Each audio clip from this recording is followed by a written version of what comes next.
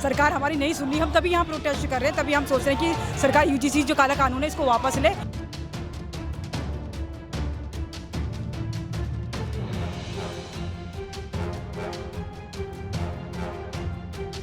ना हम कॉकरोच है ना कावा है, हम है छावा। हम सांसद बदल देंगे और कम से कम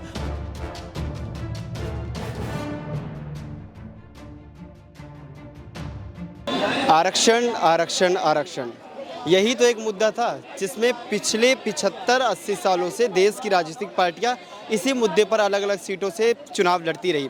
कांग्रेस हो, आम आदमी पार्टी हो, समाजवादी पार्टी हो, फिर भारतीय जनता पार्टी, सभी पार्टियों ने आरक्षण के मुद्दे पर कहीं ना कहीं एक गेम खेला और उसके बाद स्वर्ण जातियाँ हो या फिर दलित पिछड़े जातियाँ, उनके सभी के वोट बटोरे और बाद में उसी स्वर्ण जाति को अकेला छोड़ दिया। आरक्षण ही तो वो मुद्दा है। जब 1950 के बाद जब संविधान बना तो उसके बाद कहीं ना कहीं आरक्षण लगातार कंटिन्यूसली चलता रहा और यही आखिर फल मिला कि 70-75 सालों से आरक्षण तो इस देश में रहा, लेकिन स्थिति ना तो पिछड़ा समाज की बदल पाई और ना ही जो सामान्य वर्ग थे उनकी बदल पाई। अब आरक्षण क्या कम था साहब, जो यूजीसी कानून भी लेकर आए और यूजीसी रोल बैक के लिए भी यहाँ पर अब लोग इकट्ठा हो गए हैं। ये मूवमेंट चल रहा है इस समय जहाँ पर मैं मौजूद हूँ। मैं दिल्ली के जंतर मंतर पर मौजूद हूँ, जहाँ पर रिजर्वेशन हटाओ मूवमेंट के नाम से एक इंस्टाग्राम पेज बनता है, बिल्कुल same to same cockroach Janata party की तरह। और अब वो सीधा ग्राउंड पर आ चुके हैं और यहाँ पर अब जो आप देख रहे हैं लगातार स्वर्ण समाज है जो सीधा अपने हकों की बात के लिए उतरा, यूजीसी रोल बैक की बात कर रहा है। नमस्कार, मैं हूँ विकास और आप देख रहे हैं वी नेशन न्यूज़ और आज हम बात करेंगे उसी यूजीसी कानून पर और आरक्षण के ऊपर। मैम कहाँ से आई हैं आप? हम दिल्ली से। दिल्ली से आए हैं। अच्छा, क्या नाम होगा आपका? माया। पूरा नाम क्या है? माया रतगली। माया रतगली। अच्छा ये बता, उत्तराखंड से बिलोंग करते हैं इसलिए। अच्छा उत्तराखंड से बिलोंग करते। अच्छा ऐसा ये बताइए, ऐसा क्या हुआ कि आपको जंतर मंतर पर इन लोगों के साथ उतरना पड़ा? हमें यूजीसी के लिए हमें यहाँ पर आना पड़ा है, अपने बच्चों के फ्यूचर के लिए आना है। अच्छा, ताकि उन्हें भी हायर एजुकेशन मिल सकें, वो भी आगे उच्च पद पर जा सकें। लगता है कि सरकारें इसके ऊपर कुछ करेंगी क्योंकि आरक्षण तो ऐसा मुद्दा है कि सभी पार्टियां इसी पर गेम खेलती हैं चुनावों पर। हाँ बिल्कुल, सरकार करेगी, क्यों नहीं करेगी। हम ये सोचते हैं कि सबको आर्थिक आधार पर आरक्षण मिले। सब आप तो सोच रहे हैं लेकिन राजनीतिक पार्टियां कहाँ सोच रही है? यही तो मुद्दा है, एक उनके पास बचता है आखिर में, जिसके बाद जातियों का नाम लेकर के जब सरकार हमारी नहीं सुन रही, हम तभी यहाँ प्रोटेस्ट कर रहे हैं, तभी हम सोच रहे हैं कि सरकार यूजीसी जो काला कानून है इसको वापस ले और सबके साथ एक समाज। आर्टिकल 14 कहता है कि सबके साथ एक जैसा समानता का अधिकार, और आर्टिकल 15 कहता है कि किसी जाति धर्म आधार पर कोई भी भेदभाव ना हो, कोई डिस्क्रिमिनेशन ना हो, सबके साथ एक जैसा व्यवहार हो।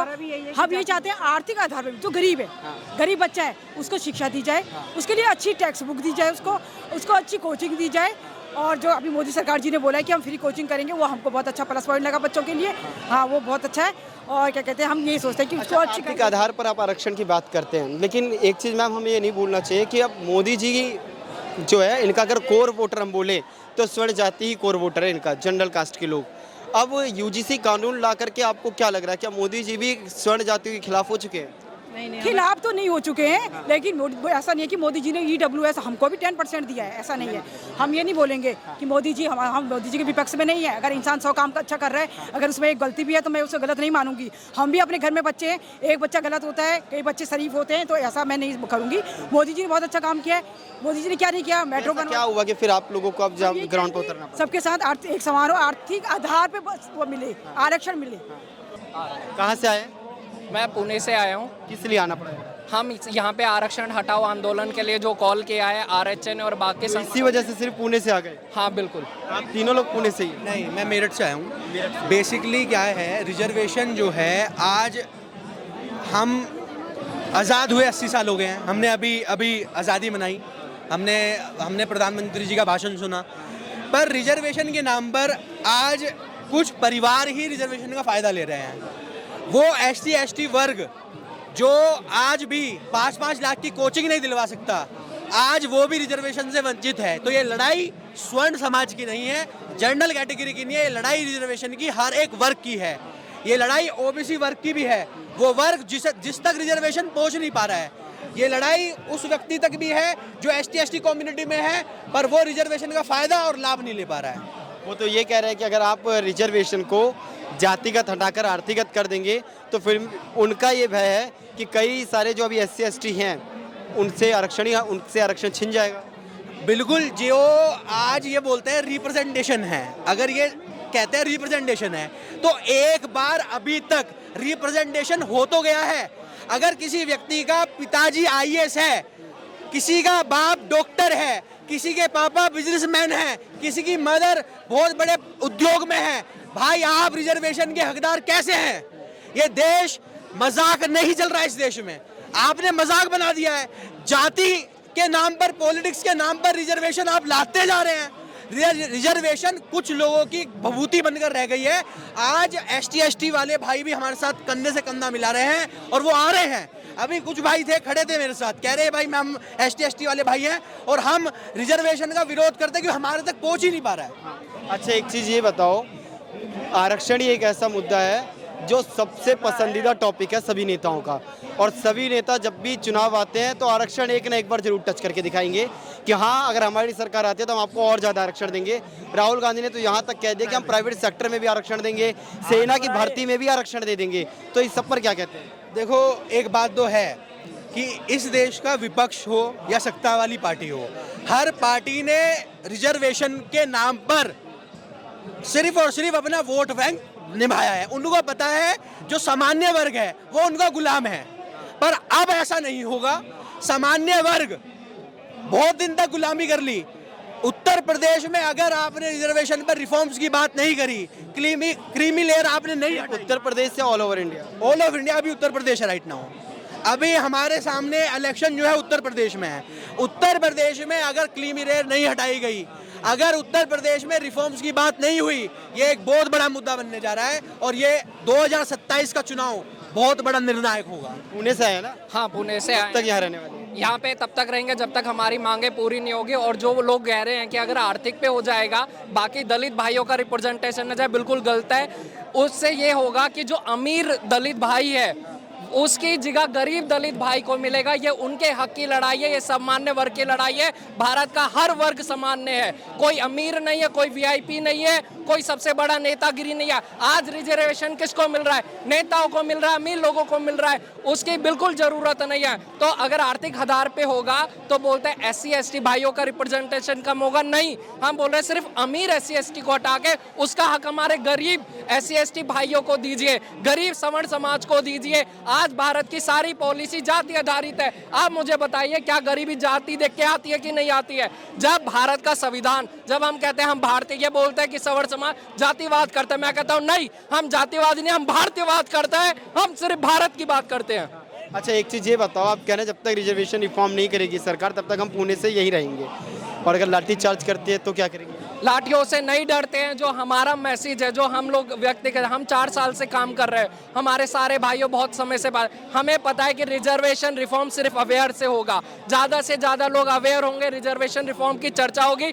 हम तो कहते हैं पार्लियामेंट में हम पे नंबर है कि नहीं है, आप बिल तो लाओ, बात तो करो। 70 साल में इस पॉलिसी पे आपने डिस्कशन तक नहीं करा, आप रिव्यू तो करो कि कितने लोगों को फायदा हुआ है कि नहीं हुआ है। तो अवेयरनेस ही इस समस्या का हल होगा। ये जो पूरा हुजूम आप देख रहे हो पूरे देश भर में, ये जो अवेयरनेस का प्रोग्राम है, ये प्रोटेस्ट आज गांव के बैठा हुआ व्यक्ति देख रहा है जो इस रिजर्वेशन रिफॉर्म को लोगों तक अवेयर कर रहा है। अच्छा, जो दलित है जिन्हें रिजर्वेशन नहीं मिल रहा, वो लोग भी रिजर्वेशन रिफॉर्म के समर्थन में नहीं खुलकर आ रहे हैं, क्योंकि उनको लगता है कि रिफॉर्म का अर्थ है कि उनका हट जाएगा, बल्कि नहीं, रिफॉर्म का अर्थ है कि उन गरीब लोगों को मिलेगा, गरीबों के हक की बात है। ये जो बोल रहे हैं कि हम सब सामान्य वर्ग है, अरे देश का गरीब व्यक्ति तो सामान्य है, वो वीआईपी थोड़ी है। तो जितने भी दलित भाई हैं, हमारे सवर्ण भाई या आदिवासी भाई हैं, मैं तो कहता हूँ आप लोग बात करो कि तुम्हारा रिजर्वेशन पार्लियामेंट में बैठा हुआ 1000 करोड़ का दलित नेता क्यों लेगा?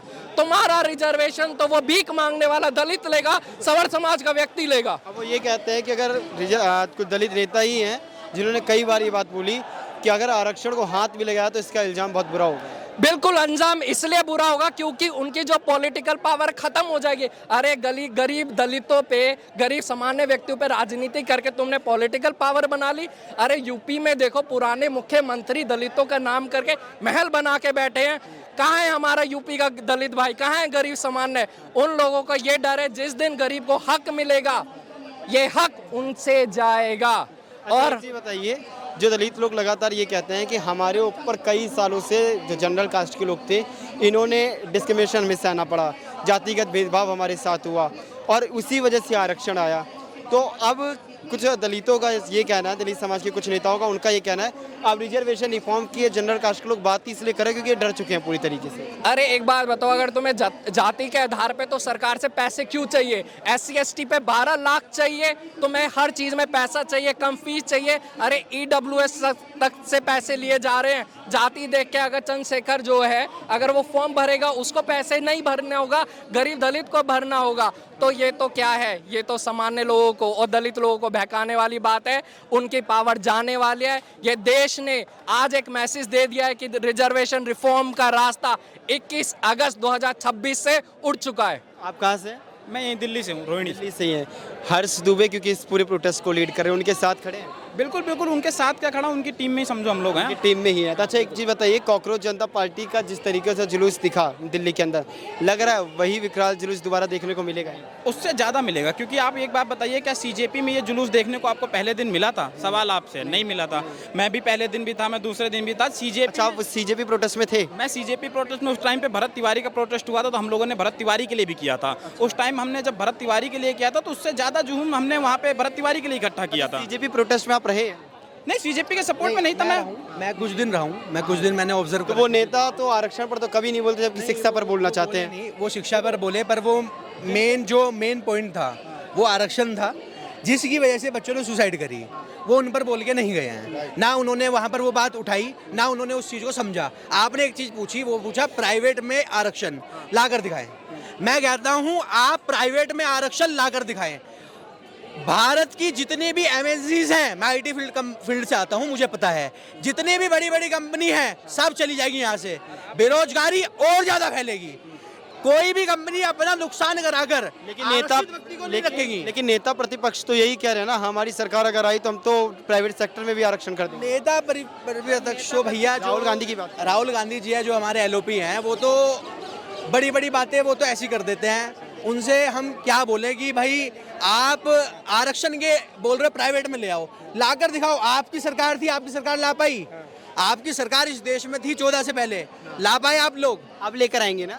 नहीं, पहले ला पाए, अब कैसे ले आएंगे? अब सरकार नहीं ला पाएंगे। अब वोट दोगे तो ले पाएंगे। जो लोग सोच रहे हैं, ये ख्वाब देख रहे हैं, ये मुंगेरी लाल के हसीन सपने हैं। एक सवाल है, आज का हुजूम देखने के बाद आपको लगता है किसी सरकार की हैसियत है पर आरक्षण पे बात कर दे और आरक्षण बढ़ाने की बात कर दे? देखिए सर, दिक्कत ये है, आरक्षण, आप आरक्षण को इस तरीके से समझिए जैसे कोई मीठा रसगुल्ला हो और इसे हर कोई खाने चाहता है, हर किसी को इस पर टेस्ट आता है, क्योंकि जब जब आरक्षण का मुद्दा आता है सभी पार्टी एक दूसरे का दामन थाम लेती है। लेकिन सर उस मीठे रसगुल्ले पे जो शुगर होता है, उस शुगर की बात कौन करेगा ज्यादा मीठा खाने से? मीठा रसगुल्ला जब नेताओं को शुगर से डर कहाँ है? तो नेताओं को नहीं है, हमें तो डर है, हमें तो शुगर नहीं चाहिए। और जो आपने एक बात बोली थी कि इस देश में पुराने में जनरल कैटेगरी ने इनके साथ डिस्क्रिमिनेशन किया, देखिए सर, इस देश में आज की एक ही सच्चाई है, इस देश में 2 ही जाति है, एक अमीर है, एक गरीब है। उसके अलावा कोई जाति नहीं है। चिराग पासवान के साथ कौन शोषण कर देगा आज? लेकिन वही बात, मुझे एक सवाल का जवाब दे दो। वो लोग कहते हैं मुझे रिजर्वेशन चाहिए क्योंकि हम लोग अपलिफ्ट होना चाहते हैं, हम लोग बैकवर्ड से अपवर्ड होना चाहते हैं। आप नेता बन गए, आप MP बन गए, MLA बन गए, IAS बन गए, PCS बन गए, आज तक आप पिछड़े ही हो। तो फिर मुझे वो रीजन बताओ कि जो करने से आप अगड़ा बन जाओगे, मैं वो करूं, मैं आरक्षण क्यों दूं आपको? अगर आरक्षण मिल रहा है, आप नेता बन जा रहे हो, IAS IPS बन जा रहे हो, और अभी भी आप पिछड़े हो, आप फिर कहते हो कि बेटियों की शादी कर दो। अगर संतोष वर्मा जैसे जो कुकृत्य करके उन्होंने जो बात बोली थी, अगर हम वो काम भी कर दें तो उस पर भी तो पिछड़ापन बढ़ा ना। अगर सवर्णों कोई बेटी तुम्हारे यहाँ शादी कर देंगे तो वो भी तो पिछड़ी हो गई। तो इससे अच्छा तो या तो फिर यह तरीका है कि तुम सारी अपनी बेटियों की शादी सवर्णों के साथ कर दो, तब वो। इधर आगे आ जाओ, कहाँ से आए हो? दिल्ली से ही है जी। दिल्ली से ही है, किस लिए आए? रिजर्वेशन हटवाने के लिए, इसमें रिफॉर्म्स लाने के लिए। क्या रिफॉर्म्स चाहिए? ये जो रिजर्वेशन है ये आर्थिक स्थिति पे होना चाहिए, ना कि जो पहले दलितों को मिलता था, उन्हें मिलता था, उस आधार पे खत्म होना चाहिए। अगर नहीं होता तो? नहीं होता तो हम कर रहे हैं प्रदर्शन, करते रहेंगे। वो लाठीचार्ज कर देंगे, लाठीचार्ज करेंगे, वो लाठीचार्ज करेंगे, सहेंगे वो, और क्या करेंगे? लाठीचार्ज क्यों करेंगे? हम आराम से सब, किसी कोई दंगा पंगा नहीं कर रहे। CJP में दंगा पंगा हुआ, लाठीचार्ज हुआ। आज यहाँ सारे मीडिया वाले आए हैं, आज तक कहाँ हैं? ABP अभी यहाँ पर अभी यहाँ पर तोड़फोड़ कर दी ना, गाली बक दी, सारे आ जाएंगे। देखो गाली बक दी, इसलिए नहीं है। ये 8 अगस्त को मैंने परमिशन ली थी, मेरा प्रोटेस्ट था 8 अगस्त को रिजर्वेशन को लेकर। पब्लिक नहीं आई, वो चलो छोड़ो, कोई बात नहीं। मीडिया पर्सन आए जो YouTube वाले हैं, एक चैनल था बड़ा, मैं नाम नहीं लूंगा, लेकिन वो आया, मैंने उनसे कहा हमें कवर करो, तो कहते हैं कि नहीं पब्लिक नहीं है तो हम कवर नहीं करेंगे। क्यों? नेताओं को अच्छे गिन रहे हो तुम, कौन से कलर का पहना है वो तुम कवर कर रहे हो, वो तुम्हारे लिए बड़ी न्यूज है। केजरीवाल ने आज ये खाया, मोदी ने आज वो पिया, टीआरपी नहीं मिलेगी है टीआरपी। अरे हमारा मुद्दा नहीं है टीआरपी नहीं, वो मोदी को गाली पकड़ दे, वो टीआरपी थी, हम नहीं दे रहे। टीआरपी लेके कहाँ जाओगे आप? वो जाओ, आप एम्स में जाओ, वहाँ डॉक्टर नहीं मिलते हैं। आप राम मनोहर लोहिया हॉस्पिटल में जाओ, फाड़ तो देंगे, सिलने वाले नहीं मिलते हैं। ऑपरेशन हाँ फाड़ने के लिए तो आता है, लेकिन सिलने वाला नहीं। क्यों? उनको पता ही नहीं है, वो पढ़ा ही नहीं है। नीट का पेपर में 150 नंबर आता है। हम मैं आकाश में जॉब करता था पहले, 150 नंबर वाले बच्चे वहाँ चले जाते हैं। पता है क्यों? क्योंकि उसको आरक्षण है। अच्छे डॉक्टर नहीं मिलेंगे आपको, कोई भी चीज़ में जाओ आप। आज मत बताओ, पुलिस वाला है बिहेवियर, पुलिस वाले आपसे बिहेव में बात करता है नहीं? क्यों? पढ़े लिखे नहीं है, पढ़े लिखे है नहीं, अनपढ़ है। सब कांग्रेस के टाइम पे घूस दे के पुलिस वालों में तो सभी कास्ट के लोग हैं ना। अरे कास्ट वाइज कहाँ जा रहे हो भाई?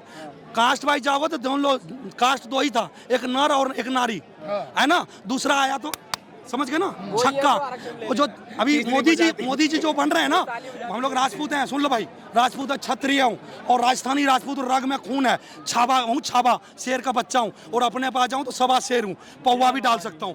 और सुनो भाई साहब, सुनो, हम लोग सांसद का घेराव नहीं करेंगे ना। हम कॉकरोच है ना कहवा है, हम है छावा। हम सांसद बदल देंगे, और कम से कम अपने डिस्ट्रिक्ट में तो बदल ही सकते हैं भाई, इतनी तो पावर है। ये सच्चाई बता रहा हूं, इसलिए मैं बता रहा हूँ। एक बार सच्चाई बता रहा हूँ, मेरी बात सुनो। आप करो मेरी बात सुनो जी, किसकी कसम आप सच बोलते हो? ये हमारी कलावा है, इसको हम भगवा मानते हैं। उसकी कसम, अपनी माँ से, जिस माँ से पैदा हुआ उसकी कसम कह रहा हूँ। 1995 20 दिसंबर को मेरे पिताजी को मार दिया गया।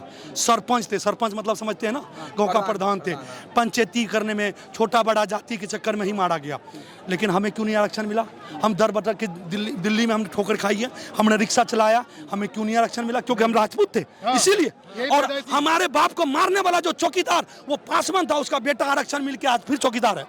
बताइए, तो हम कैसे इस कांग्रेस को अच्छा मानेंगे? हम कांग्रेस को अच्छा इसलिए नहीं मान रहे, हम राजद को इसलिए अच्छा नहीं मान रहे क्योंकि हमारे साथ जो जाति हुआ, हमारे साथ जो गलत हुआ, हमें आरक्षण नहीं मिला। फिर यही मोदी कर रहा है, मोदी भी यही कर रहा है। और एक मैं बात सच्चे बता रहा हूँ भाई, आप भी पढ़े लिखे हो, जर्नलिस्ट हो, आप मीडिया चलाते हो, मैं लिख के दे रहा हूँ, गारंटी मैं कह रहा हूँ, जनरल कास्ट ही मोदी को वोट देता है।